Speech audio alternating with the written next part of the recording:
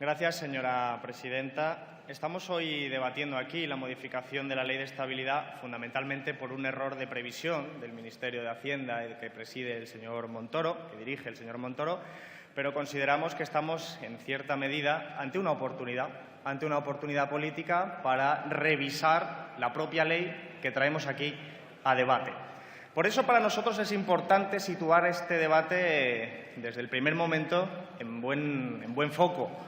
Estamos hablando de la Ley de Estabilidad, estamos hablando de un principio que se ha intentado inculcar y que se ha intentado institucionalizar a máximo rango legal, como es la Constitución, desde hace ya mucho tiempo.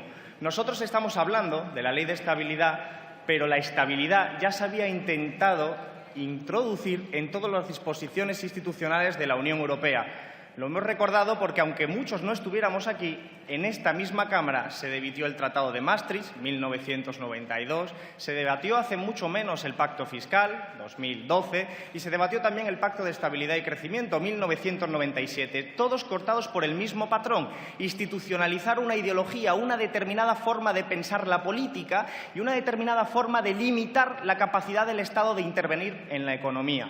Esto es de lo que estamos debatiendo. Estamos debatiendo de cómo esta Ley de Estabilidad fue la consecuencia de la modificación del artículo 135 que se hizo en el año 2011 por parte del Partido Socialista y por parte del Partido Popular. En realidad, esta Ley de Estabilidad era reiterativa porque la propia estabilidad estaba, como decía ya, presente en los tratados institucionales. Lo que hemos aprendido durante décadas es que estas leyes, estas normas, estas reglas son bastante variables, son arbitrarias. Durante las últimas décadas y hasta empezar la crisis, la estabilidad fue algo cumplido al 100% por el Gobierno de España, pero fue, en cambio, incumplido por determinados gobiernos como el de Alemania, en 4 ocasiones, o el de Francia, en 3 ocasiones. Pero como eran poderosos, eran gobiernos poderosos, gobiernos ricos, no tuvieron sanción ninguna. Ese era el comportamiento de la estabilidad hasta el momento que se aprobó esta ley que venimos hoy a modificar. Sin embargo, en una paradójica decisión, el Gobierno del Partido Socialista en el año 2011 se adelantó al pacto fiscal e incorporó una modificación en la Constitución de la que se deriva la ley que hoy venimos aquí a debatir. Una imposición, no nos olvidemos, del capital financiero alemán que se hizo fundamentalmente para proteger a los acreedores internacionales. Los mismos acreedores internacionales que durante la burbuja inmobiliaria habían prestado a constructores y a grandes empresas, se habían enriquecido gracias a la burbuja y a la especulación y que, sin embargo, en ese momento prefirieron incluir en la Constitución española la prioridad absoluta del pago de los intereses de la deuda por encima de cualquier servicio público.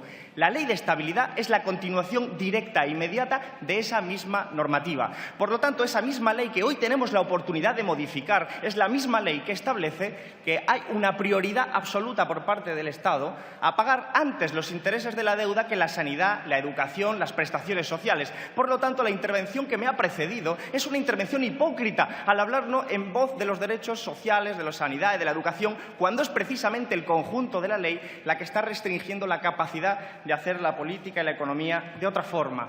Pero es que esta ley tiene unos efectos absolutamente perjudiciales, porque limita la capacidad del Estado, porque afecta a las partidas presupuestarias más sociales, porque en la medida en que afecta a las comunidades autónomas que sostienen fundamentalmente ese gasto social, es precisamente ahí donde más daño hacen en la sanidad, en la educación, en las prestaciones sociales. Pero esto no es nuevo.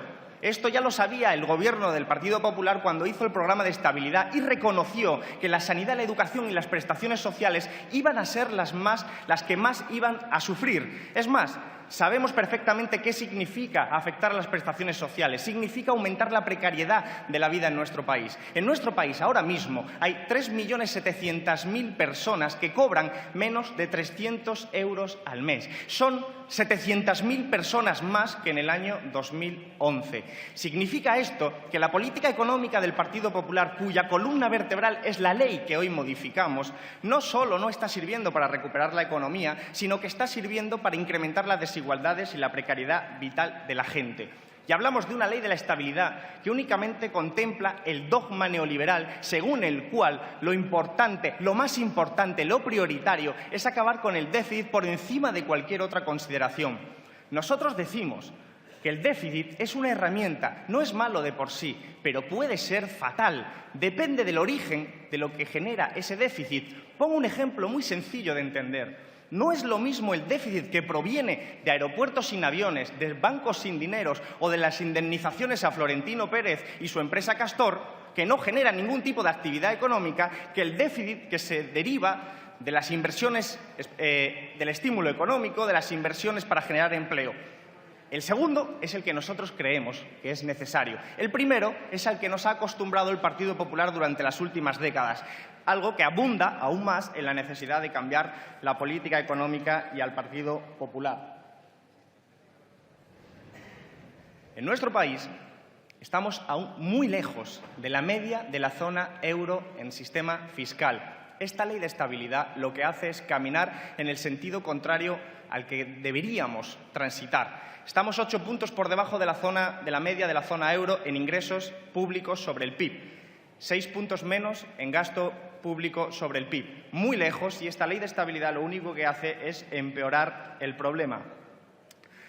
La intervención que me ha precedido ha hablado de recuperación económica, una recuperación económica fundamentalmente restringida al ámbito macroeconómico y absolutamente dopada por factores externos, la devaluación del euro, la depreciación, deterioro de la moneda, los precios del petróleo absolutamente bajos y especialmente, muy especialmente, las inyecciones multimillonarias del Banco Central Europeo, que, como ustedes bien saben, el Banco Central Europeo inyecta al sistema financiero la cantidad de 80.000 millones de euros al mes al sistema financiero para mantener tranquilos a los inversores internacionales. Esos son los factores que explican las pequeñas variaciones de ese crecimiento económico, que no se traslada a los beneficios sociales, ni a la mayoría social, ni a la gente trabajadora, sino que, por el contrario, empeoran. Por eso, termino ya.